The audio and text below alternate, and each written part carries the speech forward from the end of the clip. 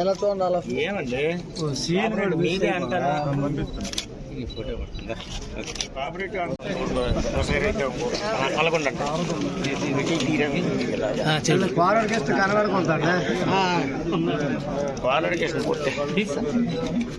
శ్యామ్ నువ్వు కూడా దగ్గర ఉండే okay okay sir thank you అయిపోయా ఫోటో. రైతు సోదరులకు అలాగే నాయకులకు ప్రెస్కి అందరికీ పేరు పేరు నమస్కారాలు తెలియజేసుకుంటూ మొదటిగా మనం ఇక్కడ మాట్లాడాల్సింది ఏంటంటే ఈరోజు వ్యవసాయం ఈరోజు ప్రతి రైతునికి మనం మేలు చేయాలని అంటే రైతన్న ప్రతి రైతుకు కూడా ఇబ్బంది లేకుండా మనం సర్వీస్ అందించాలన్న ముఖ్య ఉద్దేశంతో ఈరోజు ఈ ఆఫీసర్స్ పనిచేస్తున్నారు. ఖచ్చితంగా మనందరం కూడా వాళ్ళకు కూడా అభినందిస్తూ రానున్న కాలంలో కూడా వాళ్ళ సర్వీసెస్ అంటే వాళ్ళు ఖచ్చితంగా ఈరోజు చెప్తున్నవన్నీ కూడా మీకోసమే గౌరవ ముఖ్యమంత్రులు ఆలోచన చేస్తున్నారు. సో ఖచ్చితంగా మీరందరూ కూడా ఎవరైతే వ్యవసాయం చేస్తున్నారో దానికి కంటిన్యూటీ ఉండే విధానాన్ని కూడా మీరు చూసుకోండి. ఎందుకంటే ప్రతి భూమి కూడా సాగులోకి వెళ్ళాలి. ఆ వచ్చిన సాగులో పంట మనం అందరం కూడా మనం తినే విధంగా దాని భవిష్యత్తులో కార్యాచరణ చేస్తున్నాం. ఖచ్చితంగా ఇది షార్ట్ టైం అయినా, ఎందుకంటే మేము గడిచిన నెల రోజులు 2 నెలల్లో ఎక్కువగా మేము అమరావతిలో ఉన్నాము. ఇప్పుడు డిస్ట్రిక్ట్ అడ్మినిస్ట్రేషన్లో రివ్యూ మీటింగ్స్ ఇవన్నీ కూడా కొన్ని ఉన్నాం. దాని మీద కొంత అరగంటలో కంప్లీట్ చేయమని చెప్పి కోరడం జరిగింది. సో దానికి ఎక్కువ టైం ఇవ్వాలి. మన రాష్ట్ర జీడిపికి రాష్ట్రంలో ఉన్నటువంటి ఆదాయంలో 27% వ్యవసాయం నుంచి వస్తుంది. ప్రతి సంవత్సరం కూడా 20% వ్యవసాయ ఉత్పత్తులు పెంచాలని, వ్యవసాయం నుంచి ఆదాయం వచ్చేలాగా రైతు సోదరులకు ఆదాయం కల్పించే విధానాన్ని ప్రభుత్వం ఏర్పాటు చేస్తుంది. సో దానికి కావాల్సినటువంటి సదుపాయాలు ఏమున్నాయో దానిలో ఎటువంటి ఆక్షేపణ లేకుండా ప్రతిదీ కూడా అటెంప్ట్ చేస్తుంది. మనం చూసుకుంటే ఈరోజు రైతు సోదరులు చాలా మంది ఉన్నారు. గత 5 సంవత్సరాలుగా ఇలాంటి సబ్సిడీలో ఇలాంటివి ఏమైనా ఇచ్చారా? మరి అలాగే డ్రిప్ ఇరిగేషన్ ఉంది, అది కూడా లిమిటెడ్ క్వాంటిటీలో చాలా తక్కువ మంది రైతులకి, అది కూడా 70% సార్ 70% సబ్సిడీతోనే లాస్ట్ 1 year ఇచ్చారు. గతంలో కూడా ఇవ్వలే. వాళ్ళు వ్యవసాయానికి రైతు సేవా కేంద్రాలు కడితే రైతులకు మేలు చేసామని చెప్పి గత ప్రభుత్వం చెప్పేవారు. రైతు సేవా కేంద్రాలు కట్టేవారు తప్పించి రైతు సేవా కేంద్రాల నుంచి ఎటువంటి సర్వీసులు ఇస్తే రైతులకు బాగుపడుతుందన్న ఆలోచన అయితే వాళ్ళు చేయలేకపోయారు. ఈరోజు ప్రభుత్వం ఏర్పడిన ఫస్ట్ ఇయర్లోనే అగ్రికల్చర్కి పెద్ద పీట వేసి పెద్ద బడ్జెట్, వ్యవసాయ బడ్జెట్ మీద ప్రత్యేకించి ఈరోజు ప్రతి సెంట్రల్ గవర్నమెంట్ స్కీమ్ని కూడా ఇంటిగ్రేట్ చేస్తూ అన్ని వసతులు కూడా ఈరోజు ప్రభుత్వం కల్పిస్తుంది. ఈరోజు సీడ్స్ అవ్వచ్చు, డిఓపి అవ్వచ్చు, యూరియా అవ్వచ్చు, ప్రతిదీ కూడా నేను ముందుగా అధికారులు అభినందించాలి. ఎందుకంటే వాళ్ళు ముందస్తుగానే నాకు తెలియజేసేవారు, సార్ మనకి డిఓపి షార్టేజ్ వస్తుంది, సీడ్ షార్టేజ్ వస్తుంది, యూరియా షార్టేజ్ వస్తుంది, ముందస్తుగా నాకు చెప్పేవారు. ప్యాడీ ప్రొక్యూర్మెంట్ అప్పుడు కూడా, సార్ పలానా మండలాల్లో ప్యాడీ ఇంకా ఉండిపోతుంది, మీరు సివిల్ సప్లైస్ మినిస్టర్ గారితో మాట్లాడి మన జిల్లాకి కొంచెం కెపాసిటీస్ పెంచాలి, ముందస్తుగా వీళ్ళు చెప్పడం వల్ల నేను కూడా సానుకూలంగా వెంటనే వెళ్ళడం, వెంటనే మినిస్టర్ స్పందించడం. ఈరోజు ప్రతి ప్యాడీ కూడా, ప్రతి ఎకరం కూడా మనం ప్రొక్యూర్మెంట్ చేసే విధానం ఈరోజు ఈ ప్రభుత్వం కల్పించిందంటే ఖచ్చితంగా అధికారులు చేసినటువంటి ఉన్నతమైన సేవని భావిస్తూ మీరు అందరూ కూడా వాళ్ళు అభినందించాలి. అందరూ కూడా జిల్లా ఆఫీసర్స్ అవ్వచ్చు, గజపతినగర్ నియోజకవర్గం ఆఫీసర్స్ అవ్వచ్చు, అలాగే రైతు సేవా కేంద్రాల నుంచి ప్రతి ఒక్కరూ కూడా మన రైతుల పక్షాన నిలబడి రైతులకి మంచి చేకూర్చే విధంగా ప్రభుత్వం తాలూకా పథకాలన్నీ కూడా కిందకు వచ్చే విధానాన్ని వీళ్ళు అమలు చేస్తున్నారంటే మనందరం కూడా అభినందిస్తూ, మరి ఈరోజు ఈ ఎక్విప్మెంట్ కూడా ఈరోజు మనకి ఎట్టి పరిస్థితుల్లో ప్రతి సంవత్సరానికి ఆర్థిక సంవత్సరంలో ఇంత బడ్జెట్ అనేది సెంట్రల్ గవర్నమెంట్ అలొకేట్ చేస్తుంది. సుమారు ఇన్ని కోట్లు బడ్జెట్లో ఒక స్కీము అంటే ఒక 10 కోట్లు రాష్ట్రానికి, ఒక 100 కోట్లు ఇస్తే 40% మనం ఖర్చు పెట్టారు, రాష్ట్ర ప్రభుత్వం ఇస్తే 60% సెంట్రల్ గవర్నమెంట్ ఇస్తుంది. మరి అది ఆ బడ్జెట్ చేయాలన్నా కూడా మన స్టేట్ గవర్నమెంట్ నుంచి కాంట్రిబ్యూషన్ ఉండాలి.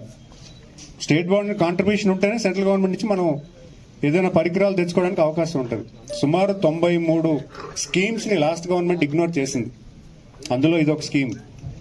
ఈరోజు ప్రభుత్వం వచ్చిన వెంటనే ఇలాంటి ప్రతి స్కీము రైతులకు ఉపయోగపడేది, మన మన తాలూకు ఇన్ఫ్రాస్ట్రక్చర్ ఈరోజు జల్ జీవన్ మిషన్ అని ఇంటింటికి కొలాయి ఎంత పెద్ద ఇష్యూ.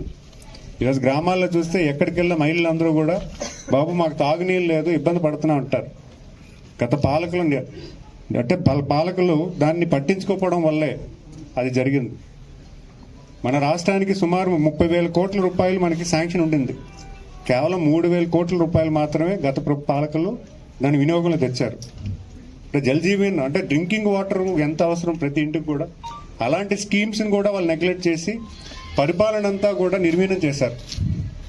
ఎందుకు చెప్పుకోవాలనుకుంటే మీకు కూడా తెలియాలి, మీ ప్రభుత్వంలోకి వెళ్ళిన తర్వాత ఎటువంటి పరిపాలన గత పాలకులు చేశారు, ఎటువంటి డెవలప్మెంట్ యాక్టివిటీస్ లేకుండా ఈరోజు డెవలప్మెంట్ అనేది మన తాలూకు లివింగ్ స్టాండర్డ్స్, మన బతుకు తెరువుల్లో అంటే మన జీవన విధానంలో ప్రతిరోజు బాగుండాలని మనం పనిచేస్తాం. ఈరోజు మన గ్రామంలో మన ఆర్థిక కొంచెం సంపాదిస్తే మనం ఒక టీవీ కొనుక్కోవడం, మొబైల్ ఫోన్ కొనుక్కోవడం, బండి కొనుక్కోవడం చేస్తాం. అలాగే వృత్తిపరంగా మనం కూడా అభివృద్ధి చెందాలి. అలాగే గ్రామం తరపున మనం అంటే ప్రతి సంవత్సరం మన గ్రామానికి ఇది అభివృద్ధి చేసుకుందాం, ఒక రోడ్డు కట్టుకుందాం, ఒక గుడి కట్టుకుందాం, లేకపోతే ఏదో చేసుకోవడానికి కూడా ఒక అభివృద్ధి అనేది గ్రామానికి రావాలి, మన ఇంట్లో కూడా అభివృద్ధి రావాలి. మరి లాస్ట్ 5 years గ్రామాలను వదిలేశారు, వృత్తులు వదిలేశారు, అన్నీ వదిలేసి ఏదో చేశాం గనకారం మంచి పరిపాలన అందించారని గత పాలకులు చెప్పుకుంటుంటే హాస్యాస్పదంగా ఉంది. కన్వర్గ్ చేసి రాష్ట్రాన్ని పూర్తిగా ఆ పురోగతి లేకుండా పూర్తిగా స్థాయిలో వెనకనెట్టి ఆర్థిక వ్యవస్థ లేకుండా, ఆర్థిక ఇన్కమ్ లేకుండా ఒక వెల్ఫేరే ఓట్లు తెచ్చే పరిస్థితులు వాళ్ళు కల్పిస్తుంటే ప్రజలందరూ కూడా మేల్కొన్నారు. మీరందరూ సహకారం అందించబట్టే ఈరోజు 93% మ్యాండేట్ వచ్చి మన రాష్ట్రాన్ని, మనల్ని, మన గ్రామాన్ని మనం కాపాడుకుని ఉంటే ఖచ్చితంగా మీ చలవని నేనైతే భావిస్తున్నాను. మీరు మేలుకోకపోతే రాష్ట్రాన్ని ఇంకా అప్పుల పాలు చేసేవారు, ఇంకా దారుణమైన పరిపాలన మనం చూసేవాళ్ళం. ఈరోజు ప్రభుత్వం వచ్చిన వెంటనే ప్రతి డిపార్ట్మెంట్ కూడా ఈరోజు ఫంక్షన్లోకి వచ్చింది.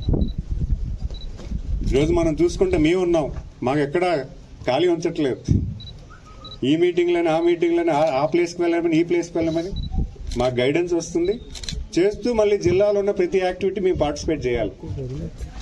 మేము చేయడానికి సిద్ధంగా ఉన్నాం. కుర్రోళ్ళు తెచ్చుకున్నారన్న ఉన్న 175లో 88 మంది, అంటే 164లో 88 మంది కుర్రోళ్ళే, ఫస్ట్ టైమర్స్. ప్లస్ మాకు కాంపిటీషన్లు పెడుతున్నారు.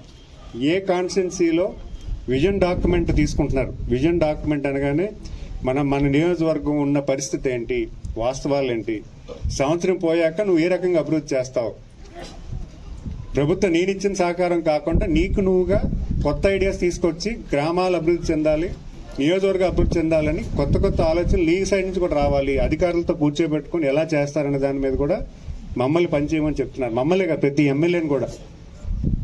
అభివృద్ధి అనేది ఈ రాష్ట్రంలో చాలా వెనక్కి పడిపోయాం. ఈరోజు మనం ర్యాంకింగ్స్లో చూసుకుంటే ప్రతి విషయంలో కూడా వెనక్కి వెళ్ళిపోయాం.